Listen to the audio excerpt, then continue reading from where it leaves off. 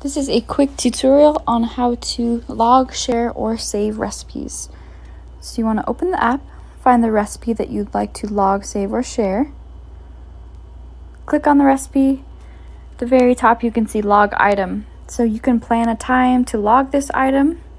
So I'm going to plan it for lunch tomorrow. You can adjust the serving size now or always later. The second thing you can do is share this recipe. So click this button, the arrow. You can share it with your friends inside of Senza, so those are your Senza friends, or outside of Senza as a text or an email. The third option is to like this item. So you click the heart button on the top right.